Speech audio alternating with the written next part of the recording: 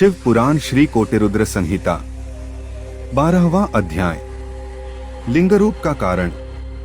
ऋषिगण सूत जी से पूछने लगे, हे सूत जी, आपने हम पर कृपा करके हमें त्रिलोकीनाथ कल्याणकारी भगवान शिव के दिव्य ज्योतिर्लिंग के संबंध में बताया।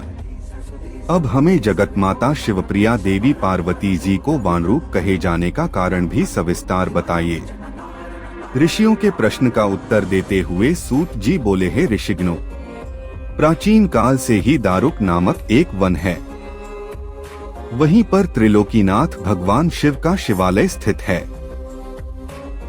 भगवान शिव के भक्त ऋषि मुनि प्रतिदिन सुबह, दोपहर, शाम वहां आकर अपने आराध्य महादेव जी का पूजन, स्तोत्र पाठ एवं प्रार्थना करते हैं। एक दिन ऋषिगण दारुक वन में समिधा लेने के लिए गए थे, तब भगवान शिव ने उनकी परीक्षा लेनी चाहिए। वे विकराल रूप धारण किए नग्न अवस्था में वहां आ पहुँचे जहां ऋषि पत्नियां थीं। उसी समय ऋषिगण भी लौट आए। जब उन्होंने विकराल रूप धारण किए शिवजी को वहां देखा तो क्रोधित होकर बोले, तू कौन है जो यहाँ हमारी स्त्रियों के सामने इस प्रकार नग्न रूप में उनका आचरण दूषित कर रहा है? यह तुमने अनुचित कार्य किया है, इसलिए तुम्हें इसकी सजा अवश्य मिलेगी। तुम्हारा लिंग पृथ्वी पर गिर पड़ेगा। ऋषियों के कथनानुसार शिवजी का लिंग जैसे ही पृथ्वी पर गिरा, चारों ओर अग्नि प्रज्वलित हो गई, जिससे सभी जीव जंतु पीड़ित होने लगे। यह देखकर ऋषिगण घबरा गए।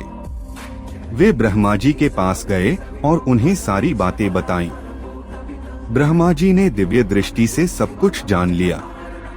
तब वे बोले, हे ऋषियों, तुमने अपने घर अतिथि के रूप में पधारे भगवान शिव का अपमान किया है और उनके प्रति बुरे वचन कहे हैं।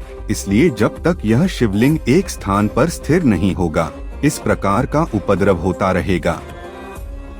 इस संसार का हित करने के लिए आप जगदम्बा पार्वती की आराधना करें। वे योनि रूप धारण करें तथा शिवजी प्रसन्न होकर वहीं स्थिर हो जाएं। शास्त्रों के अनुसार अष्टदल की रचना करने के पश्चात उस पर घट स्थापना करो। फिर उसमें दूर्वा तथा पानी भरो। तत्पश्चात शतरुद्र मंत्रों का पाठ करते हुए उस घट के जल से भगवान शिव के लिंग को स्नान कराओ। फिर देवी पार्वती को बाण रूप में स्थापित करके उसी पर सदाशिव के ज्योतिर्लिंग की स्थापना करो। शिवलिंग की स्थापना करने के पश्चात धूप, दीप, चंदन, पुष्प, नैवेद्य आदि से पूजन करो। फिर शिवलिंग को श्रद्धा भाव से प्रणाम कर उनके स्तोत्र का पाठ और स्तुति करो। ब्रह्मा जी के वचन सुनकर ऋषिगणों को सही मार्ग मिल गया।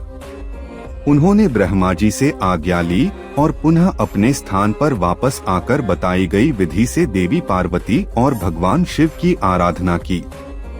पूजन से प्रसन्न होकर देवी पार्वती जी योनि रूप में स्थित हुई। तब ऋषियों ने वहां ज्योतिर्लिंग स्थापित किया। ज्योतिर्लिंग की स्थापना से सारे संसार में शांति हो गई। यह ज्योतिर्लिंग संसार में हाटकेश्वर नाम से प्रसिद्ध हुआ। इस ज्योतिर्लिंग की आराधना से लोक व परलोक में सभी सुखों की प्राप्ति होती है।